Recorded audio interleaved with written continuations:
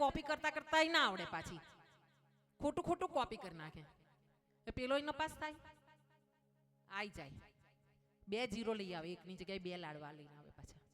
હા, અરે મિત્ર બનો તો એવા બનો, એવી રીતે નિભાવો કે લોકો તમને યાદ કરે કે આ 2 ભાઈબંધો, આ 2 બહેનપણીઓ. હા, મારે ત્યાં મારી સાસુની વાત કરું. મારી સાસુની એક જ દિવાલે એની બહેનપણી રહે અને પરિસ્થિતિ ખરાબ. સુશીલાબા.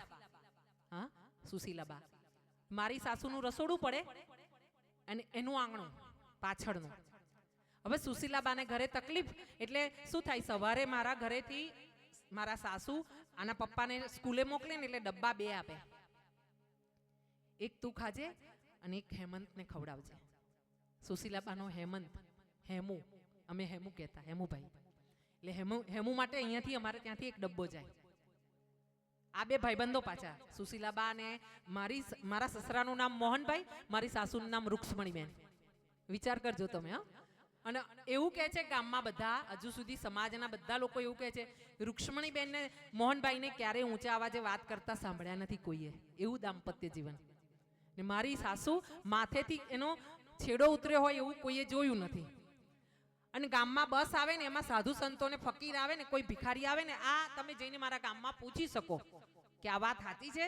તો જ્યાં ભિખારી ને સંત ઉતરે ને પાદરે, એટલે પૂછે ને કે કોઈ જગ્યા સારી તમારા ગામમાં. હવે 2 લાઈનનું જ ગામ, 2 જ લાઈનના ઘર. એટલે પૂછે કે ભોજન ભિક્ષા માટે, તો કે જાઓ તમે પેલું છેલ્લું ઘર છે ને આ લાઈનમાં રૂક્ષ્મણીબેનનું, એ ઘરે જતા રહો, તમને ત્યાં ભિક્ષા મળશે. એક બાવાજી આવે, એક સાધુ આવે, એક મહાત્મા આવે, એક ફકીર આવે, એક ભિખારી આવે કે 5 આવે. દાદરની નીચે બાજ પતરાવડા મૂકી રાખેલા મારી માએ, સાસુએ, અને એ બાજ પતરાવડા લઈને આંગણામાં બેસી જાય ને પછી કહી દે કે માં આજે તમારે ત્યાં જમવાનો છું. એટલે મારી સાસુ માથે આમ સાડી ઓઢીને પછી હાથમાં થાળ લઈને આવે અને એ ભિખારીને એ સંતને જમાડે, પોતે જમે તે જમાડી લે. એના ઘરે ક્યારેય નથી એમ સાંભળ્યું કે સંત 5 આવી ગયા અને મારી સાસુને જમવામાં ઓછું પડ્યું.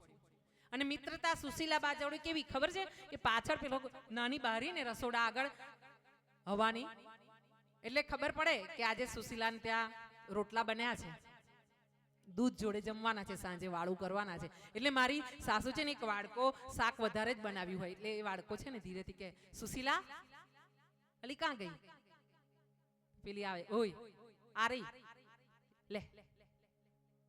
એટલે સુશીલા બારીમાંથી વાડકો આપે ને એ લઈ જાય અને એ શાક રોટલા હાથે બધા ખાય એના ઘરના. આવું વર્ષો ચાલ્યું. અને એ હેમુબેન, હેમુભાઈ અને એ સુશીલાબાના ઘરે મેં જ્યારે મારું માનસીના પપ્પાએ કૃષ્ણાર્પણ કરી જમીન અમે અડધી રાતે ઘર છોડ્યું ને, ત્યારે પહેલું હું સુશીલાબાના ઘરે રહેવા ગઈ.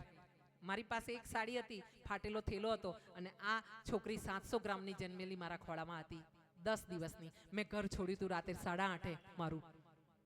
અને સુશીલાબાએ કીધું ગભરાતી નહીં, હે તારી સાસુ મરી ગઈ તો શું થઈ ગયું, હું બેઠી છું ને, આ બેનપણી મને 10 દિવસ રાખી.